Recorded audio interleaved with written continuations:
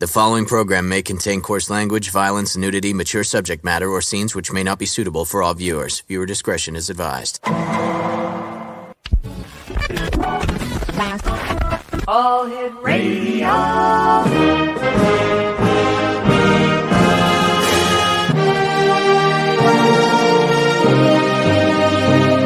Welcome to the X Zone, a place where fact is fiction and fiction is reality. Now, here's your host, Rob McConnell. And welcome back, one and all. This is the X Zone. I am Rob McConnell, coming to you from our broadcast center and studios in St. Catharines, Ontario, Canada. Now, if you'd like to send me an email, xzone@xzoneradiotv.com. On all social media sites, Xzone Radio TV. And you can always watch the Xzone TV channel, 724 365. We have great paranormal movies, paranormal shows, paranormal documentaries, and much more. 724 365, exclusive to Simul TV. And if you'd like to find out how you can subscribe to Simul TV, visit www.simultv.com. Xzone Nation, my guest this hour is Lance Daniel. We're going to be talking about the paranormal, psychic abilities, and much more. Joining me now is Lance Daniel. And Lance, welcome to the X Zone. Well, thanks. Nice to see you again. It's been a minute. Nice. It has. Nice talking to you. And thanks very much for joining us. Sure. Can you share with our listeners your connection with the paranormal and how it got there? It's a fascinating story. Well, it started when I was around 7 years old, and this was in the late 60s. And my mother had an acquaintance that would come over to the house from time to time who was a psychic, so-called. And I didn't believe in any of that nonsense. I was going to be a scientist or an engineer, and I was going to disprove what she said she could do. So I devised an experiment, which she passed. And that experiment involved me placing a photograph into an envelope, a manila envelope that I got from my father's desk. And I hid it in my room and made sure no one saw what I was doing. Bided my time. And then when she came over, I walked up to her. She was seated on the couch, and I stuck my hand out with the sealed envelope in my hand. And I said, "If you're so good, you can tell me what's in this envelope." And no, not him, not yet. It's the other photo outside. And so she didn't even touch it. She said, "Set it there on the coffee table," which I did. And she just closed her eyes, and she had these black eyes, and there you go, for just a few seconds. And she opened her eyes and looked at me and said, "It's a photograph. It's outdoors. There's grass. There's a vertical metal pole. There are two children standing by this pole. One of them has a ball. It's a black and white photo of two kids playing tetherball." And that's the photo from around 1968. And I was astonished. How the heck could she do that? How? And I wanted a logical explanation. So I was, trying to figure it out. Did I whisper it subconsciously? Did I somehow give it away? And then I thought the only logical explanation is she could do that. So she said, "Do you want to know how?" And I said, "Yes." And I sat on the couch next to her, and she explained how she trained herself to do that. How about that? Rob, I'm not hearing you. No, okay. Did she ever tell you how she did that, or did she train you at all? She did. So what she said is that she made some extra money for her family. She's a mother of six, by writing articles. And she was looking for something in the science literature to write about that no one else had written about. And she came across a protocol that had been translated from Cyrillic Russian to English. And it said that Russian scientists had been able to teach people to see color with their hands. And she thought, "Oh, come on, that can't be."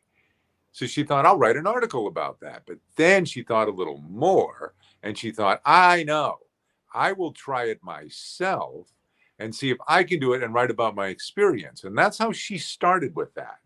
And she trained herself to see colors with her eyes closed, on paint chips. You can go to a hardware store and get those. Sure. And then she would have them in a different room and have someone shuffle them. And then she would say the order. And then she would put them Yeah, she'd have someone do it across town, and she was trying to figure out, can I still do Right. that even if at distance or without, being physically near them? And the answer was yes. And with a bunch of practice, she was able to do that with a high level of accuracy. So then she started thinking, what else can I do with my mind? And that started her down a path of being this psychic mechanic, they called her. And what was this person's name? Betty Jagers. We've had the opportunity of having her on the show before, and she was one heck of a lady. Oh, yeah. She was the most astonishing person. I mean, I'm happy to share stories with you, but it's like, unless you experience it yourself, you go, oh, it's a nice story. But if you experience it, then you know for sure what can be done. Well, wasn't she featured in one of Leonard Nimoy's In Search of? She was In Search of Psychic Detectives. And that was an episode which mostly featured a recreation of her working with the police on the Sally Lucas missing person case. Now, you yourself are an attorney. Right. Yeah, you're very logical. You go by facts. You go by evidence. You Right. investigate. And here you are a few years later in life. Do you ever look back and say, wow, I saw it firsthand. I know it's real. I do. But who do I share that with? Well, you're sharing it with our audience tonight. Well, We yeah, believe. I know, fortunately, and I appreciate it. But I mean, generally, like on an everyday basis, I mean, who do I share that with? Because it's just all story to people. Unless, and this is what Bebby would do when she was interviewed, is she would devise an experiment to have the person interviewing her do it themselves. And then when they experience themselves, what are they going to do? Deny their own experience? And she did that with it. Now, you sent us to what? I'm sorry, go ahead. She did this with a writer for a very well-known magazine that came to interview her. And he started the interview with his head kind of cocked to the side, like, yeah, right. And she said, no, I'm not going to tell you stories. I'm going to teach you how to do it. And there was a whole group of people gathered round. This was in a convention in New Mexico for remote viewers. And she had him hold a Ziploc bag of dirt. That's what it was. Literally, it was dirt from the ground. And said, okay, move your mind to where this dirt is from and now describe it. And he said, it's from the ground.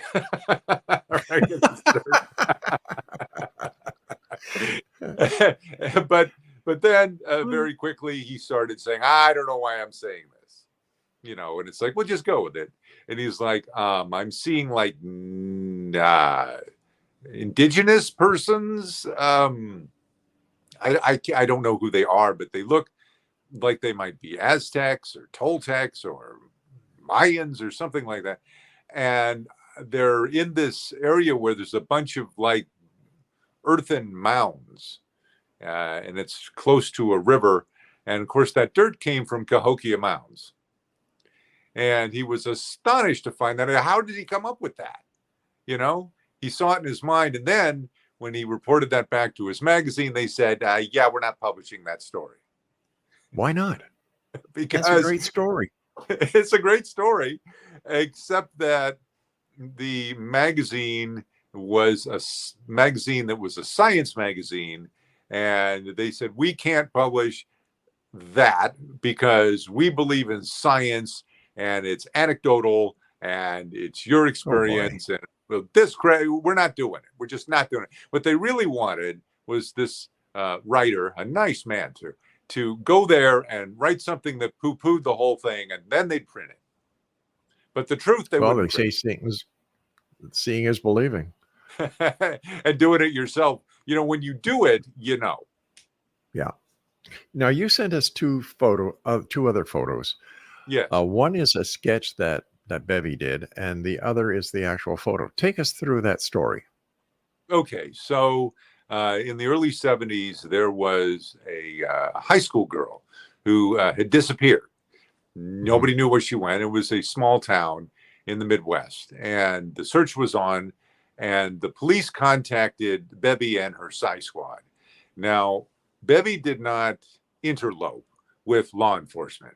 She would wait until law enforcement contacted her, and then she worked with people she trained, many in law enforcement themselves, on the QT, you know. And then she would work, didn't want publicity, didn't want their names out there. And she had good reasons for it. One, it was public service. Two, if there's someone out there committing homicide, she didn't want her name out there going, and I'm looking to try to find you. That's not a good idea. Exactly. Yeah. Right. And so it was not for glamour. It was not for publicity for herself. It was to do some good. You see, her dad was a cop, her brother was a cop, her uncle was a cop. She grew up in a family of cops. And actually, when she was growing up, she wanted to be a police detective. But in those days, women were not police detectives. And so her way of being a detective was, after she trained herself, was to work with the police. And she would make it clear with them that she doesn't take credit. She's merely a tool that can be used, and they put the case together. So you've never heard her say, I solved the case. Never. You know, the press can say whatever they want, but she never said that. All right. So what happened was, there was this high school girl missing, and she was contacted, and she requested something that she could hold in her left hand and that her group members could hold in their left hands.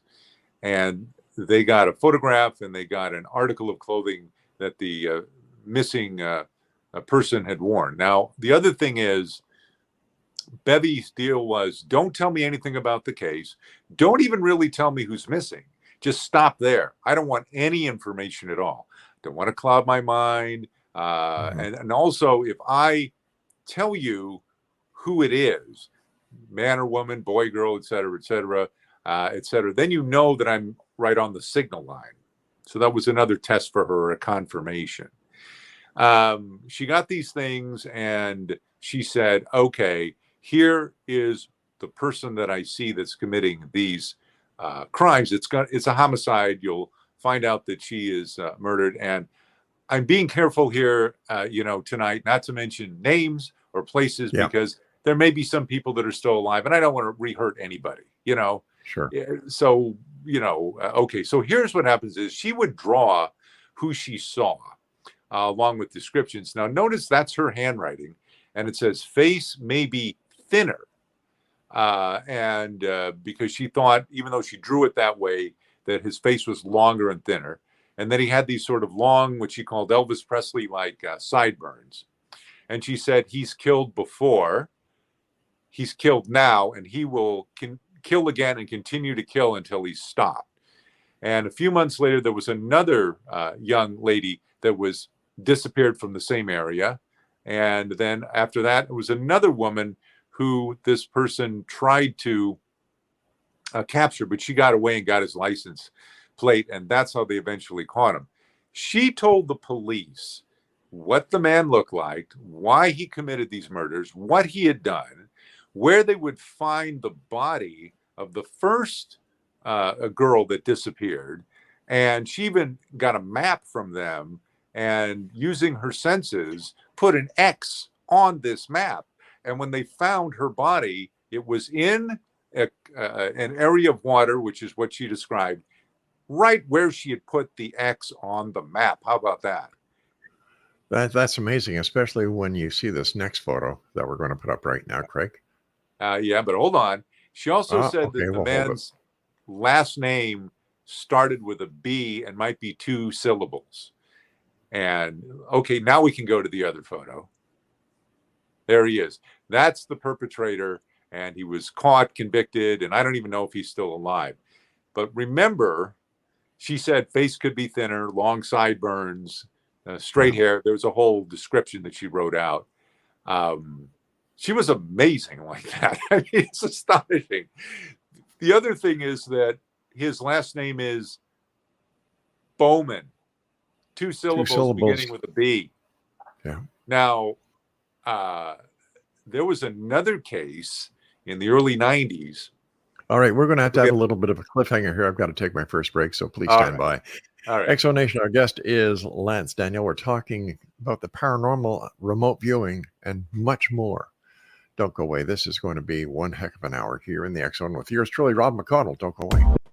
X Zone Nation, Lance Daniel is my guest, and we're talking about the paranormal. Actually, with this past first segment, we were talking about Bevy. How did you pronounce her name? Jagers, right? Yes, Jagers. Jagers, yeah. You were just going to start telling us a new story, but I had to go for my break. So if you'd continue, I'd really appreciate it. Yeah, I'm happy to. So in the early 90s in Northern California, when I was living and working as a lawyer back then, there had been somebody who had gone into a convenience store and murdered the clerk.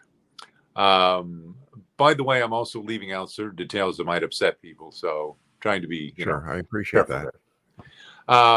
And they had no clues. Now, this was not. People didn't have cell phones with cameras. They didn't have security cameras. A lot of places, so they didn't have anything. There's no witnesses, and it didn't appear that there was robbery. So then, a little while later, in the same area, there was a restaurant, and this person had gone in and murdered the staff that worked there, and no money was taken. And so the press was calling this person the thrill killer. And the hunt was on, and people were very afraid to go out, particularly in that area of town. Well, I called Bevy. Bevy lived in St. Louis, and she said, well, if the police want to contact me, I'll work with them. And I said, yeah, but, why don't you tell me what you get anyway? Because I used to work at the district attorney's office, and I can take that to a deputy DA that I know that would be open to this, and she can get it. And she's went, well, okay.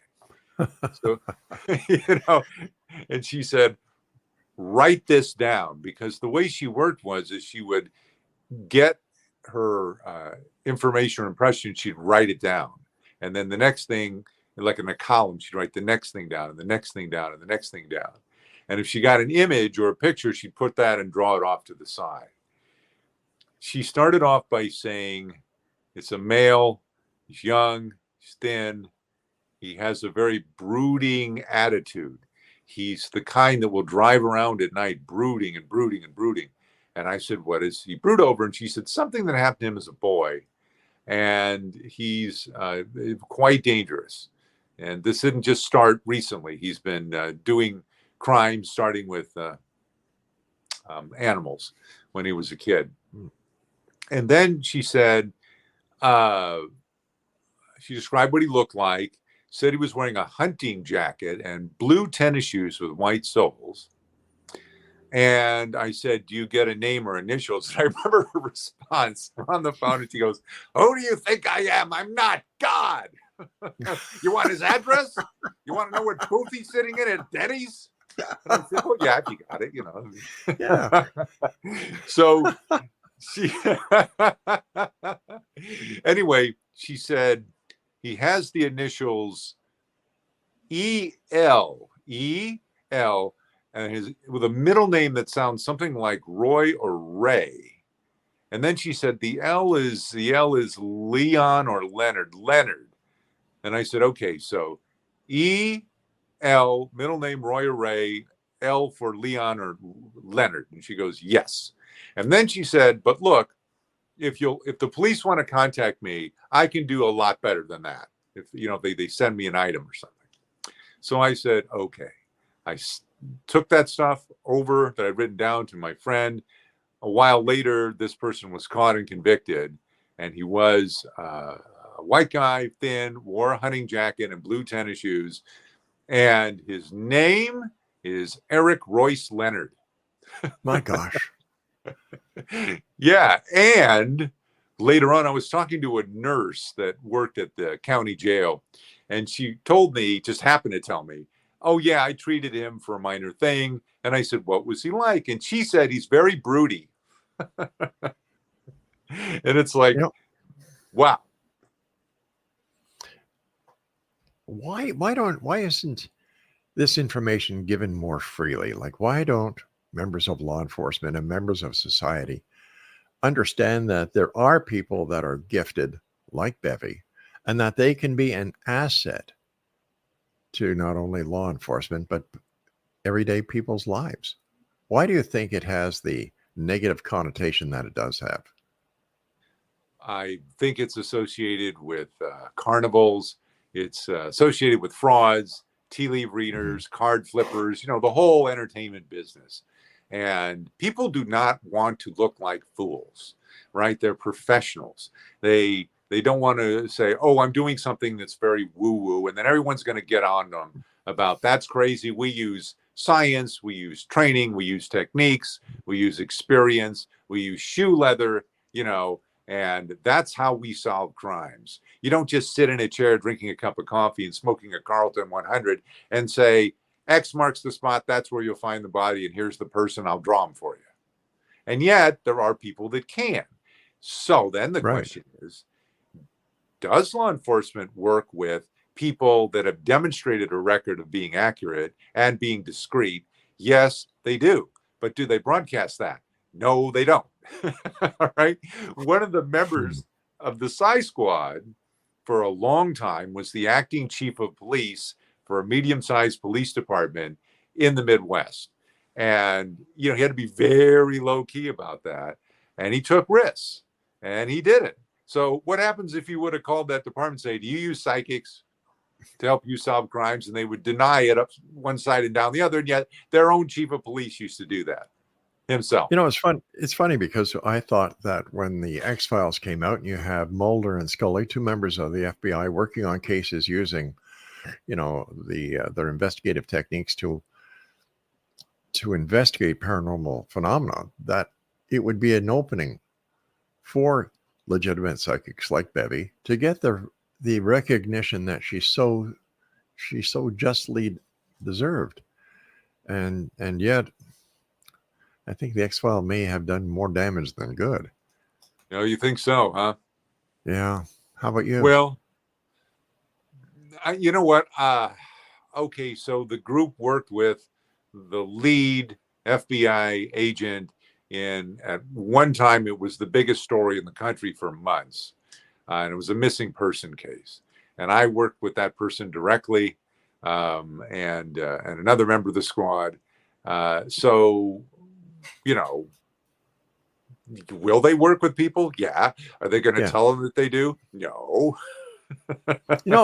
What I was trying to get across, Lance, was that instead of promoting the fact that there are people that work with law enforcement, and I thought maybe it would open the door to the recognition of the psychics and the mediums that do work for law enforcement, I didn't see that happening. Especially when they got into the woo aspects, that totally took away from the credibility of people like Bevy. Yeah. Men and stare at goats. It's entertainment only. You're a fool if you believe it. As a lawyer, let me tell you, lawyers are all about, like you said, the tangible. Can I hold it in my hand? Can I see it? Can I hear it? Is it something physical that I can point to? And the answer is no, then it's not real. And think about it. When we grow up, aren't we told, this is fantasy and that's just imagination. It's not real. Right. And yet imagination can be very real and can create real things. Bevy did it. I saw her. I know she did that. Would you like to know how? You're right about us being. I'm sorry. Go ahead. No, you cut out there. So you were going to say, would you like to know? And then you cut out for a second. Oh, okay. Bevy had polio as a child, and she had hip dysplasia, and they lived in a 2-story house, and it was getting more and more difficult for her to go up and down the stairs. And she wanted a ranch-style house all on one level, and she wanted to live in the best neighborhood of town, and they couldn't afford it back then on her husband's salary. And she decided to try an experiment. And this experiment was, she sat in her bed, and night after night, she imagined living in her dream house.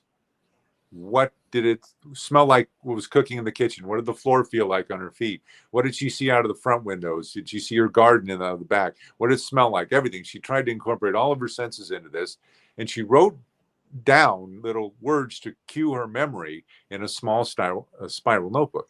and she'd read it over and over again until she was sleepy and she would fall asleep. And she did this for quite a long time until she got bored with it because she felt like it was already done. It already exists. My imagination created something. It's just not here yet. And she just went, it'll be here. It's just not here yet. And that was her experiment. A while later, a man visiting St. Louis flipped on the TV at his hotel right as Bevy was coming on stage as a guest. So the channel was set to that station. And he thought, I wonder if she could use her trained ability to help me with investments. And she never tried that. She was always working in the area of crime and other things. And she, as an experiment, she did. And she gave him advice. And he, unbeknownst to her, invested his entire life savings of $24,000 on what she said. And she freaked out. She said, I freaked out. Who would take the word of a psychic and invest their life savings? And so then what happened was the investment went down and then it went down again, but then it started to go up. And in the end, that $24,000 peaked out at just over $2 million. Wow. And he said, I'm buying you a house, and go shopping for a house, in the exact house in the neighborhood she wanted. There it was. He bought it for her, paid taxes. She got the title, and that made national news. Psychic gets $60,000 house, which was quite a house in the Midwest in those days. Unbelievable. And yet it's true. Yeah. Oh, yeah. Absolutely true. She just loved to experiment to see what the mind. We can go a million different directions. Where would you like to go? I'd like to hear more about her experiments because, what can I say? She was on this show. She did that. She did the other thing. The fact that she actually talked to this guy, he got $2 million back on a $24,000 investment. Yeah, it was in coffee futures. Wow. Yeah, it was printed all over. Yeah. So what else did she do that blew you away? Okay. So this didn't make the news, of course, but I used to go country dancing a lot. I was at my usual country place, and I had the sense Bevy wanted to talk. And she usually only talked at night because she'd sleep all day, and she liked the quiet of the night to think and to write. And so I had this strong sense she wanted me to call her. And I went home eventually. I called her up, and she said, about time. I've been trying to get you to call me. And I said, yes, I know. Before I could say another word, she said, I saw you talking to a platinum blonde with tight curly hair, round face, very animated expression and eyes. And she was going on and on about some country singer who she didn't like the sound of his voice. Well, right before I went home, I was talking with a woman who looked exactly like that. And she was talking about a country singer, Aaron Tippin, and how he sounded nasally to her, and she doesn't like his voice. She just would move her mind and figure out where I was, see what it was, and then describe it later before I could say a thing. How about that? That's amazing. It seems like she was on the forefront of remote viewing. Yes. And when they declassified the remote viewing program, she called me up. This is 1995, somewhere in there. Yeah. And she said, if you see Nightline, I don't stay up that late.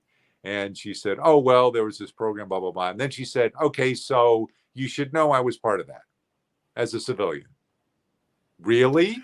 And then she said, do you want to meet the scientists that developed it and some of the military people? And I said, yes. And that's how I ended up meeting those people. Wow. Are they intelligent? Amazing. Oh, you've got to stand by.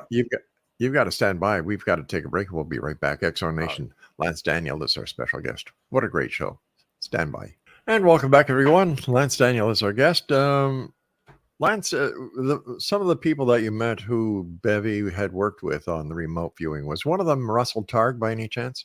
Yes. And yeah, he's quite a guy. Yeah. Quite a guy. Wow, is he intelligent. But it's not just intelligent and you don't understand what he's saying. He can take the most complicated concepts, including quantum physics, and make them simple and easy to understand and entertaining too. Yeah, I Yeah. had the pleasure of having him on the show a number of times. Great guy. Oh yeah. Have you ever tried remote viewing yourself? Well, no. Yeah, well, no. No, but I have created things for myself, if you Really? will. Yeah, Uh, I'd like to hear that because I've got a few things I need. So maybe you can teach me how to create them. well, okay, I didn't invent this, right? You understand that Bevy taught me uh, how to do this when I was young. And, Okay. I'm not a true believer in stuff. I mean, I'm going to try it out. And if it proves itself in the doing, Hmm. then okay. Again, you can't deny your own experiences. Well, I wanted to work at the district attorney's office after I graduated from law school. And the district attorney's office in the town I was living in, it was small, and the turnover was little. And I was told you'll never get a job there because you either have to be a relative of somebody that already works there, or you have to work as an unpaid intern for several years and kind of, kiss up. And then if they have an opening, and that's how it goes. Now, I never worked there. I never applied to work there.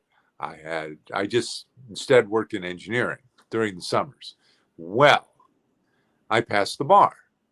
And in those days, you didn't go on the internet to find out your bar results. You got a letter. And the whole conversation was it the small letter or the big letter? The small one says you passed. And the big one is an application to try it again, right? It was the Oh small boy. letter. Oh boy, oh boy. And it always came out around Thanksgiving, right? And you're like, oh God, thanks for ruining my holidays. Or yes, what a great holiday. Just the way it is. May Yeah. still be true that way today. Okay, so what happened was there was a small legal newspaper, sort of half size, and they would publish the bar results for people that passed all around the state. So in California, where I practice law, about maybe 1,500 people would pass the bar at the time. And they would take in tiny little fonts every name and they put it in these columns in alphabetical order in this newspaper that mostly people don't read unless, it's some kind of update on some law thing. And who wants to read that? Well, the next day after I had passed the bar, I got a phone call from the DA's office. And this man says, I'm looking for Lance Daniel. And I said, well, you found him. And he said, I'm calling from the district attorney's office. And my first thought was, oh no, what did I do? Of course. Yeah. Right. I was thinking, what is this? Some kind of unpaid parking ticket or I don't know what. And then he says, so do you want to work here? And I said, yes, I do. And he said, great, you got to come down on fill out all the background stuff. And then I said, how did you end up calling me? I mean, this is a shock, frankly.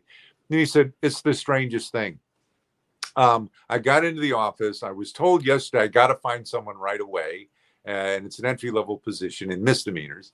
And I walked into my office with my cup of coffee. And as I set it down, the newspaper, the Daily Recorder, was on my desk. It happened to be open to the page where the bar results were. And he said, I glanced at it and your name jumped right off the page at me.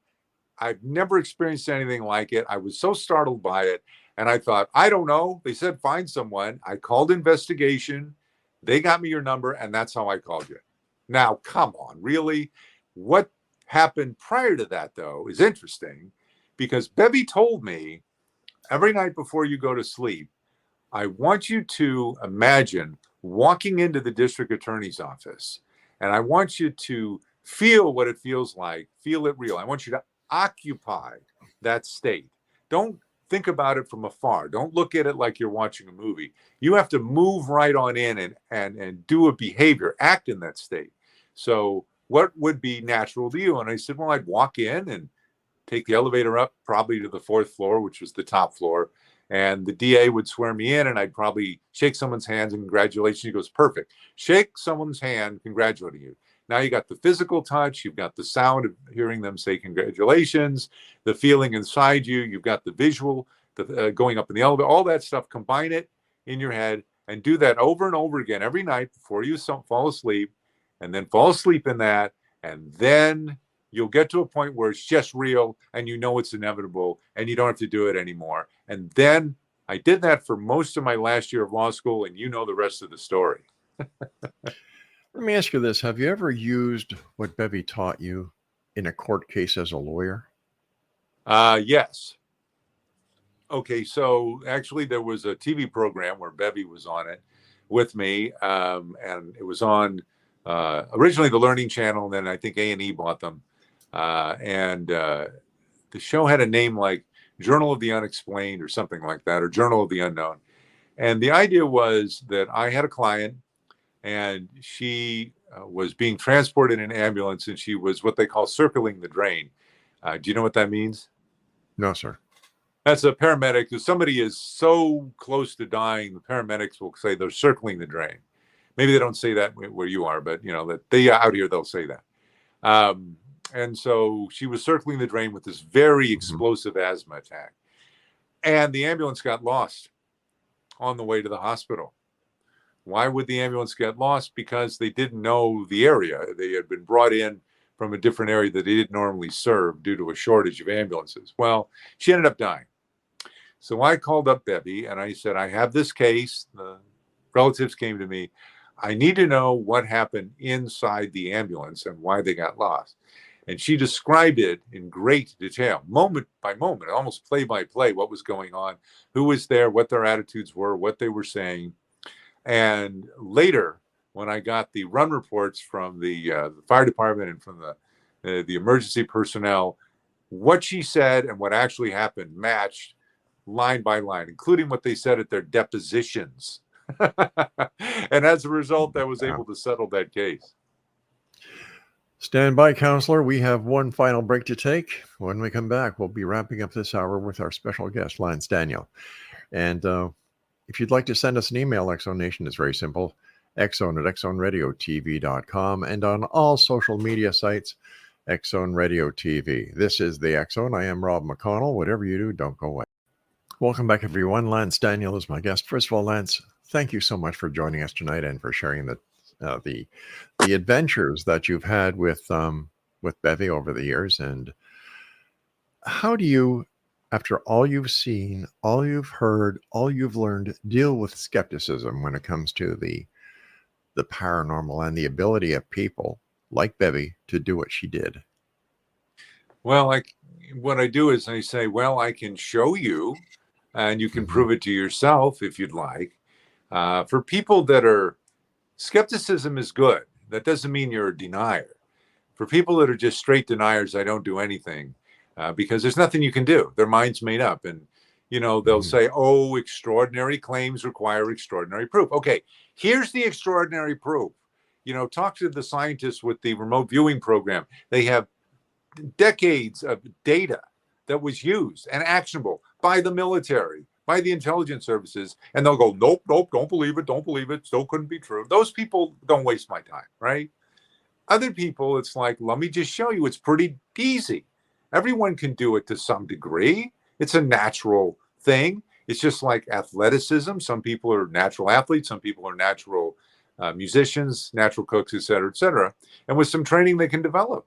And some people are just superstars from the beginning. So in dealing with them, I don't deal with the deniers. With the skeptics, I offer them an opportunity to experience it themselves. And if they don't want to do it, then I'm like, okay, well, so be it. I can't spend my life trying to prove what I already know. It's, you know, doesn't get anywhere. Whatever happened to the U.S. PSI squad? Well, so Bevy passed away almost 21 years ago. And after that, I ran it for a while, but the number of requests for help from law enforcement disappeared after she passed away. And then different members of it just went back to living their lives. And some of them have passed away. And some really just said, okay, it was a great experience. And I know what's real and what isn't, but I just don't want to pursue that anymore. And some people have reached positions in their lives that they don't want to jeopardize. But that's sad. Find out they work and they do stuff like that. That's sad. Tell me, do you miss it? Yeah. Bevy was, I know this sounds crazy, but she was always right. And I used to argue with her all the time. I really did. I'd say, that's illogical. There's no evidence for it. It's frankly preposterous, ridiculous. You pick the adjective. There's no way, you're wrong about it. And then she turned out to be right. Here's a far off question. Has Yeah. Bevy ever tried to communicate with you from the other side? Yes. Okay. So 2 things that happened.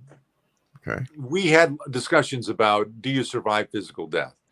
And I had 2 clocks on my glass coffee table at home. One was a 8-day clock. One was a travel clock. They're both antiques because I collect vintage and antique items. So, of course, they're mechanical. They run at different speeds, and the travel clock's going to run out of juice long before the 8-day clock.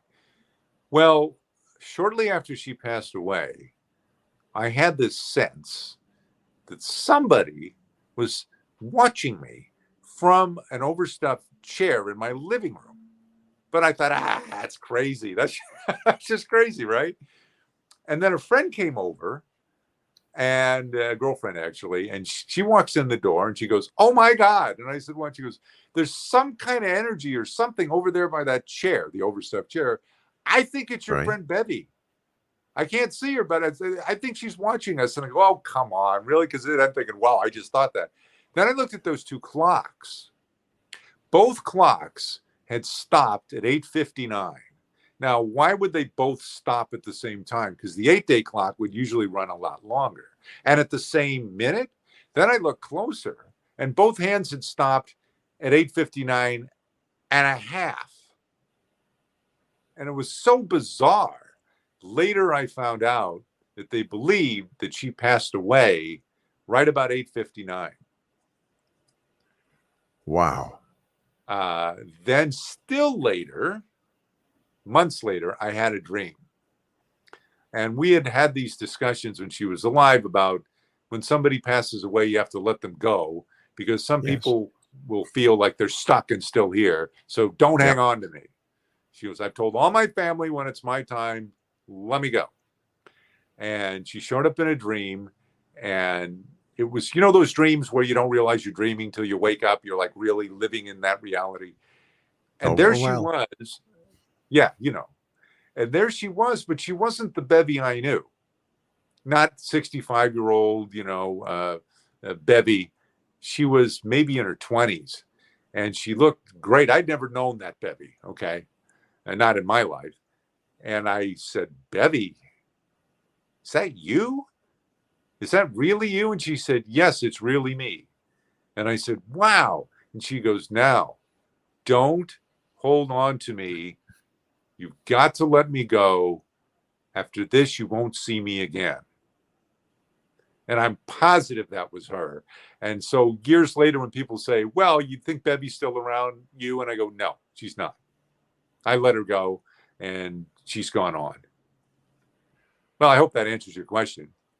It sure does. It sure does. And it also tells me that you really miss your friend. Yeah, I can't believe it's been 21 years. I mean, wow. I'm sitting here saying, my God, I had her on the show a couple of times. And that was 21 years ago. And I was on one of the shows with you. Yeah. Yeah, no. Well, what would you like to share with her? What are your final thoughts that you'd like to share with our audience tonight, Lance? Well, I'd like to share that psychic ability, which the physicists now call anomalous cognition, anomalous, we can't explain it, cognition, awareness, is natural, it's normal, it's not woo-woo, it's people can do it, and instead of being afraid of it and shoving it to the side all the time, if they're interested in it, go ahead and try it for themselves. It'll prove it in the testing.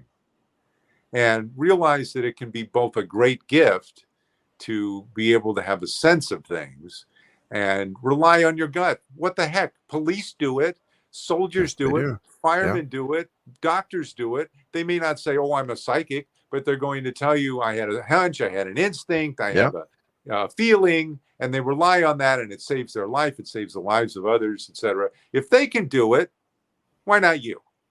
Well, I'll tell you, Lance, when I was in law enforcement as a police officer, I used to get that gut feeling, and it never, ever was proven wrong. And it saved my butt a couple of times.